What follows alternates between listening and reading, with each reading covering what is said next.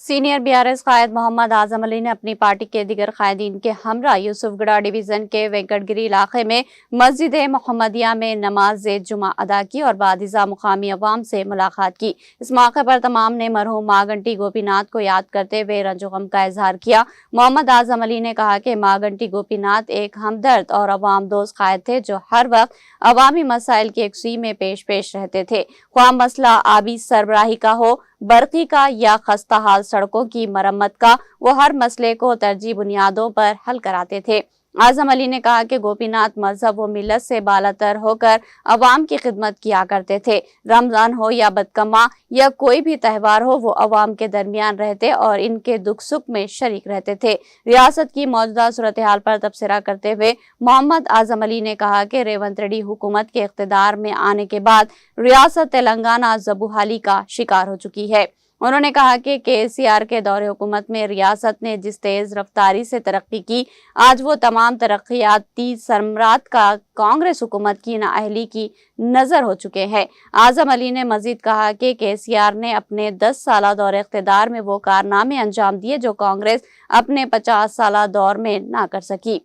रियासत में 24 घंटे बरखी और पानी की फराहमी, किसानों के फलाही मंसूबे और पुरअमन माहौल के क़याम जैसे इक़दामात ने तेलंगाना को मुल्क की सफ़े अव्वल की रियासतों में शामिल कर दिया था।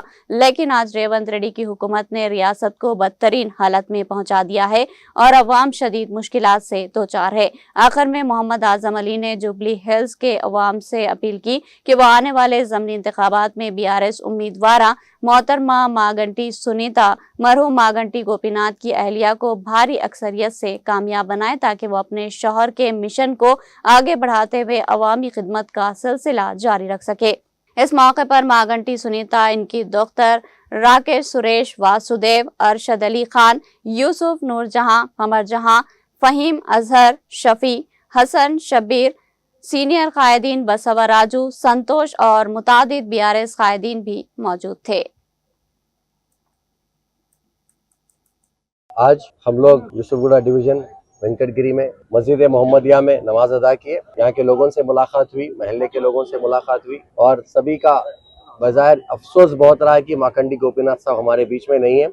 और साथ ही साथ सबका बोलना यही था, अभी हमने अजहर भाई से भी मिला और काफ़ी लोगों से यहाँ पे मुलाकात की, तो गोपीनाथ साहब जब तक थे यहाँ पर हर चीज़ जो है ना वक्त पे काम हो जाया करता था, चाहे रोड का काम हो, ड्रेन लाइन का काम हो, वाटर सीवेज का काम हो, जो भी काम है गोपीनाथ साहब बिल्कुल आगे बढ़ चढ़कर, और ख़ासकर त्यौहार जब भी आता था, चाहे वो रमज़ान की ईद हो या फिर जो है ना बदकम्मा फेस्टिवल हो, आगे बढ़ चढ़कर गोपीनाथ साहब जो है ना हम सबको साड़ियाँ देते थे, जो केसीआर साहब की स्कीम थी। लेकिन आज कांग्रेस हुकूमत आने के बाद ये सारे स्कीम्स को बंद कर दिया गया, ना बदकम्मा पे कोई चीरा दी गई, ना कोई रमज़ान पे साड़ी दिया गया। लोगों में काफ़ी तकलीफ भी है और अफसोस इस बात का है 2 साल होने को आ गया कांग्रेस हुकूमत में आने के बाद, ना एक मुसलमान एमएलए है, ना एमएलसी है, ना एक मिनिस्टर है। यही नहीं, आज भी जब हम यहाँ पे कैंपेनिंग कर रहे हैं, सबकी बात एक ही है कि केसीआर साहब ने जो कारनामा किया तेलंगाना में आज तक किसी ने नहीं किया। 10 साल का डेवलपमेंट अगर हम देखते हैं तो 50 साल के कांग्रेस के हुकूमत के सामने बहुत आगे है।